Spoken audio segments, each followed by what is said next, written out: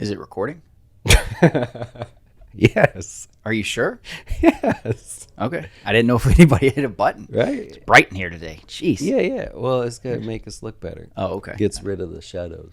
All right. All right, welcome to FinTips, everybody. How we doing? Happy Friday out there. Are you rich or are you not?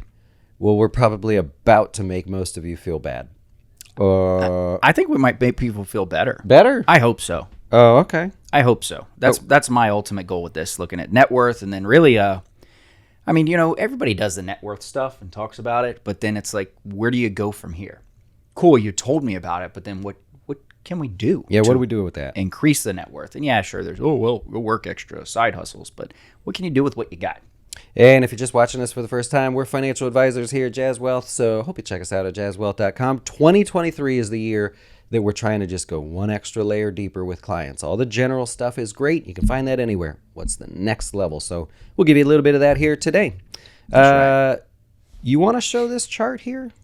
Yeah, so I'll go through the chart. So this is from the Fed. So I mean, this is the real chart here. This is the Fed's data on net worth percentiles. It says 2020 because they don't do it again until this year. It's an every 3-year result. So if you're looking up online and you see all these other companies that post the data, this is the actual data they use. Yep. And so if you're looking, I mean, they break it down, 18 all the way up till 80 plus. You can see on the chart there, should be showing you, will be 18 to 24. You've got your average and your median. Now, the interesting thing there is, a lot of people say, well, don't count the average because that's calculating in the fact that there's some people that are just like extremely wealthy at an early age. Yep. So it throws everything off. So instead, they want to look at that median data. So 18 to 24, just getting rolling. Median is 8,216. That's kind of where you're at. But if you look down there, there's the little 25, 75, and 90.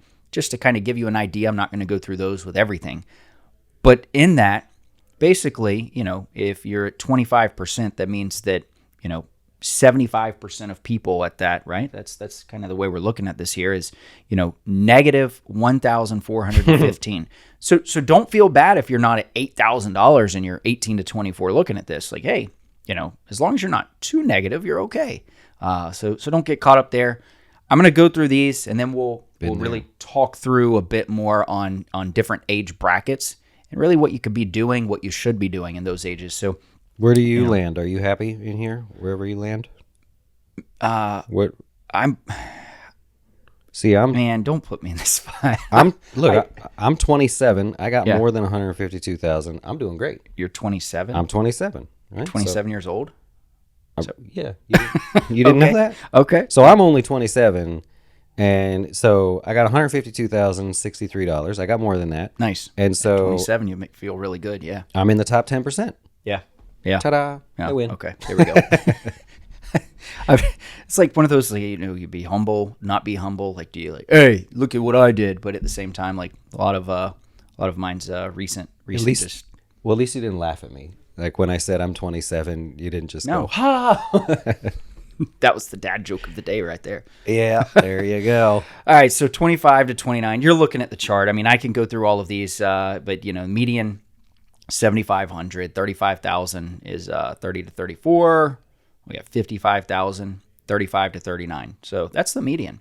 So, I mean, honestly, looking at that for where I'm at, I mean, yeah, I'm feeling good. Feeling very good. One thing I would point out, let's look at the average for just a second because this is, remember, people that have a lot of money inherited or whatever early in life, you'll have the black swans on both sides. But remember that when people inherit money more earlier in life, they tend to invest it. And it's hopefully instead of spend it. Yeah. And so look what happens at the average from 35 to 39, you got 274,000. And then as soon as you get up to 40, 623, 761, there's not quite a fast jump there. But as you get older, look at how fast that jumps up. Yeah. And I would attribute that to people that were fortunate enough to have that kind of money early in life, investing it and maybe seeing that rapid growth there, especially since this data is from 2020. Would we just come out of 2017 to 2020 right before COVID, big burst in the market. So that's probably why that's doing that. Man, I like that. That's a valid point. A little detailed analysis. One level deeper, man. Just one level deeper. That's No, that makes total sense, and I can see what you're saying. Now looking at this chart, do you like to incorporate net worth with have the house in the net worth or not? you like your primary residence in there? Yeah. I would say no personally, because there's not a chance that I'm staying in my house. This is not a part of my it's a temporary part of my net worth, right? So I would not include it. Yeah, a lot of people like to include it because it makes them feel good, but at the same time, it's not paying you. Honestly, the house is costing you oftentimes. Yeah. So it's not one that you really want to, calculate in. We have it in our planning software. Sometimes it may show in the net worth, but at the same time, the idea of downsizing is helpful there. If you're like, hey, my house is worth $600,000, I know I'm going to downsize to $300,000. You've got a little wiggle room there. Yeah, especially if you have more than like 6 or 7 years. Yeah. Yeah, and so for a 40, 44-year-old, 127, 45, 49. All right, I'm not going to go through these numbers because you can probably see them on the screen. Hopefully Cody's got it blown up enough. But I will say, what do we get? With a 55 to 59-year-old, 193. So that's you, right? Or did you say No, go back to 27. Yep. That's you, man, sitting at 55. Right. All right, so you see the numbers there. But really, let's break this down a bit and actually talk through this, because let's say, somebody under 35, up to 34 years old. Obviously on the chart showing that, you haven't built an extreme amount of net worth at that point. You're getting your life going. A lot of people, mid-30s is really where they have that bell go off and they say, oh my gosh, now it's time. Like, I got to figure out what I'm doing.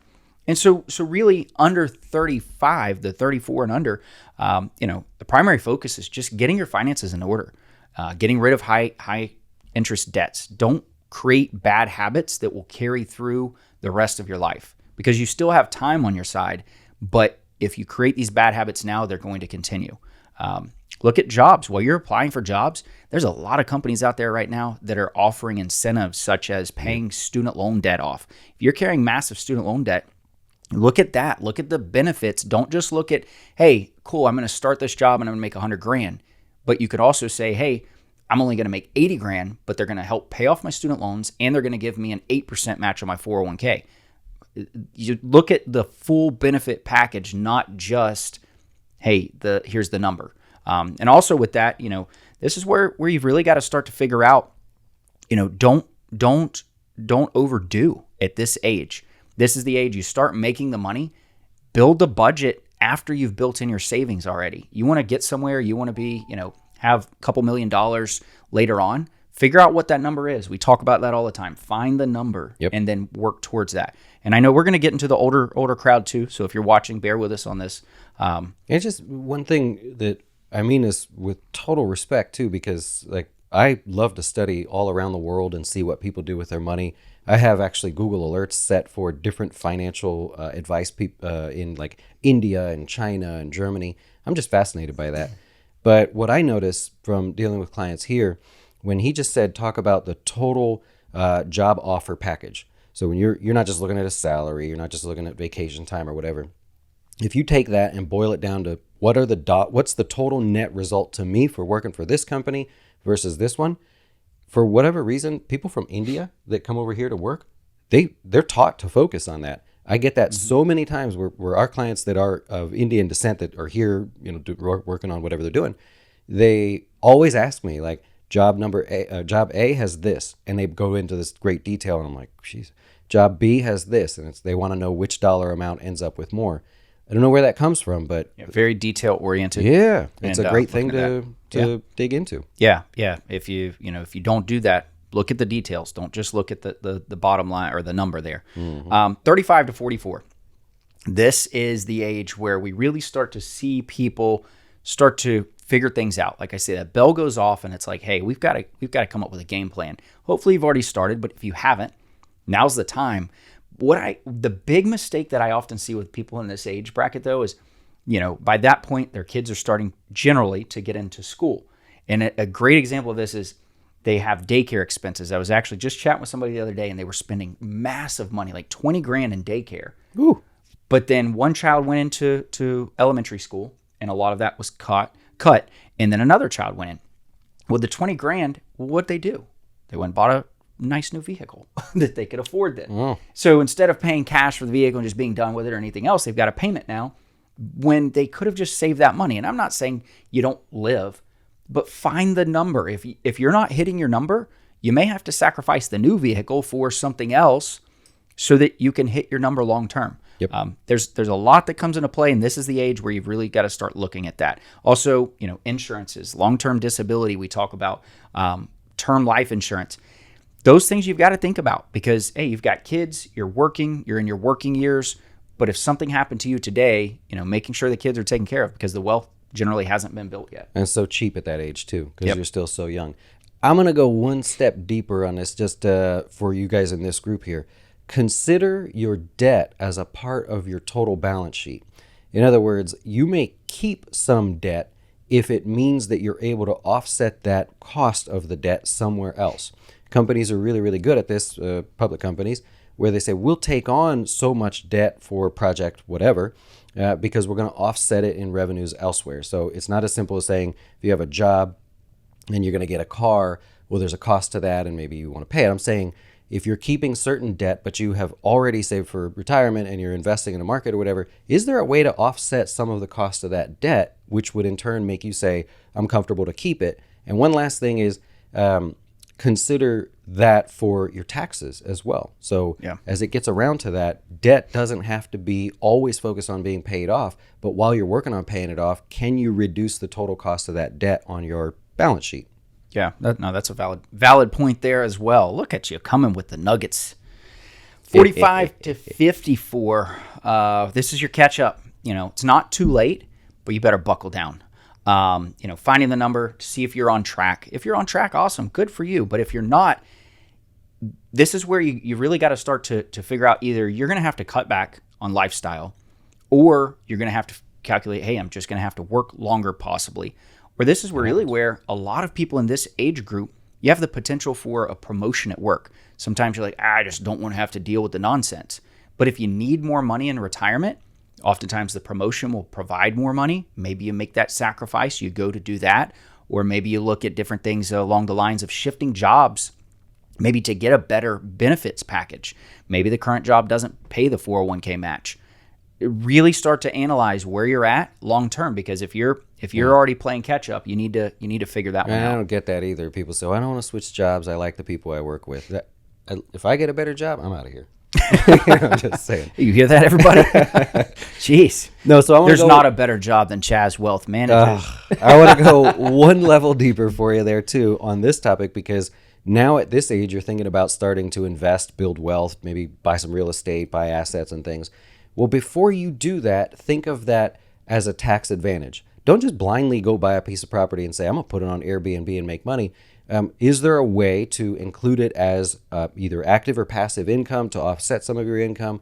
Is there a strategy there where if you just took one extra step and you bought the property through a rental company that you start and you went and took that extra time to do that, could you then generate some kind of active loss that comes off of your personal income, whatever that job may be? So I find often people want to just start investing and they want to just jump in. Wait, one more step. Try to make that be a tax advantage as well. Yeah, and you're at a point too where you can't make the really dumb mistakes at that age. Yeah. People want to play catch up, so then they think they should be ultra risky, and sometimes that's going to do nothing more than put you right back at the starting line. Yep. So be very careful and calculated. Look for advice on those kind of things, whether it's us or somebody else.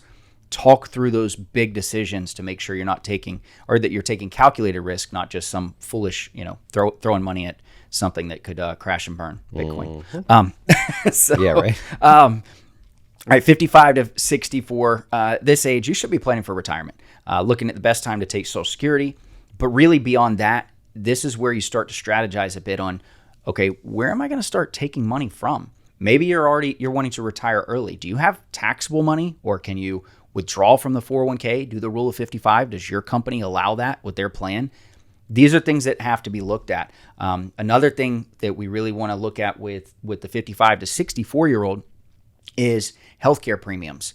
The more you make, the more they take. And so with the Affordable Care Act that is out there now, you want to think through your healthcare. And I always tell people, don't delay retirement just because of healthcare. If you've got the money, live. You've made the money, you can pay it. But you do have to be very strategic about how you're going to do it, because healthcare premiums can get outrageous if you're making a lot of money. So, you retire at 59 and a half, all you have is a pre-tax IRA, and you want to go, spend $250,000 that first year and take some big trips. better buckle up for some high healthcare costs. Yep, and I would add to that, when you get to be 55, you're starting to think about that retirement cash flow, how much I'm taking out, where I'm taking it from. For God's sakes, make a budget. We always joke with the kids about having a budget. You would be shocked how many people that are in this 55 range that I go, okay, let's make a plan for retirement. I need to know your expenses and every dollar where it's going. And they have no idea. It's like pulling teeth. Yeah. So, little pet peeve of mine, right? You're now going to get to a point in life when you retire, you're on a fixed income. Some have more higher than others because they saved more. But you're on a fixed income. We have to know your expenses. So quit messing around with it, and you got to revisit that. Go back to having a budget and take your 10 minutes to figure it out, and let's get that part done. That one irks me a little bit. Yeah, 100%. Yeah, I like to see the people that sometimes what they'll end up doing is they'll actually take the budget and they'll just say, hey, I took all of my expenses throughout the year. Last year, I looked at everything we spent. Yep. And divide it by 12 just to get a baseline. Yeah, give me something. Something to get there. And so that's a cool one. It's a quick, easy way. It's not, ultra in depth, but gives you there. All right, 65 to 75. Really at 63, you should start thinking through Medicare for the sake of IRMA, which is a big one. If you're making too much money, IRMA penalties come into play. You're going to pay more for Medicare. Again, goes back to if you've got the money, I don't want you to not live in retirement, but it's just keeping more dough in your pockets, our ultimate goal there. If you're on a budget, don't blow the savings just on, crazy stuff that you're doing. You got to really start to buckle down. That's where it goes to that budget, especially in those years. Social Security is the big one here. And then Roth conversions, that's all the time, but this age really is one that we want to look at, especially because oftentimes your income's lower, your tax liability is lower. Now we start talking through conversions to avoid the RMD later on in life or too much of an RMD. I take a different approach here. I say in this age group, just buy a Porsche, get a girlfriend, and go tour wineries. You know what I mean? Right. Enjoy it. And then, so 75 plus, make sure things will last. This is more of, hopefully you've built the wealth. If not, there's I don't know, there's grandma's websites or something that you probably shouldn't do. I just say at that age, you get a nonsense. You renew the Porsche and get a younger girlfriend. Maybe there's grandma blogs. Maybe that's what we look at, Grandma blog. Oh boy. Maybe just a blogging. Stick to that. Hey, you do what you need to do. You know what I mean? Not on company time. No, nothing like that. No, just say, hey, cooking. What's her name? No, she's not that age. Gosh, there's actually, believe it or not, there's a very sort of viral grandma right now who plays the drums. There you go. It was on Jimmy Fallon and all that, and she just sort of became viral. And now she sells classes and everything, and she might be 70 or something. She kills it.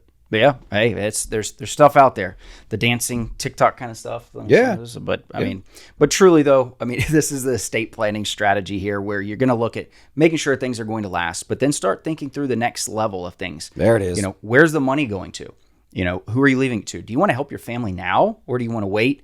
If you've got the money, and then qualified charitable distributions. That's a big one. The RMD, you can take your RMD at this point if you don't need it, and you can actually gift that. So let's say you're charitable, you have a church that you go to, or whatever the case is for you. You want to give to a 501c3. So you can do that, and you don't have to pay tax on that RMD. Now, you're not getting the money, but that's there. Also, Roth conversions is one that sometimes people don't realize. You can still do Roth conversions even at that point, but you have to take the RMD first. So if you do the RMD, the qualified charitable distribution, you get rid of that, and then maybe you do the Roth conversion after. There's some cool little just thoughts to think through. There's still some planning that definitely can happen, even in the older years, that we could definitely help with there that we look at. So it's all different things to think about. That's just incredible, man. You every time you amaze me with your knowledge. Oh, wow. I feel flattered. So, and I'm pumping you up because now we have to deal with this. Go on. The fact is that we have Thanksgiving, Valentine's coming up. One of those things. What is this? Thanksgiving. I'm thankful for my wife. Thankful for my wife. That's what it is. All right. So with that being said, I can't even watch. I have a question for you. Okay. Why do melons have to get married in churches? I don't know. I wanted to try to guess it. Because they can't elope. Oh, God. Okay. Hey, it wasn't bad. It wasn't bad. Hey, there we go. All right. Enjoy. Thanks for putting up with us today.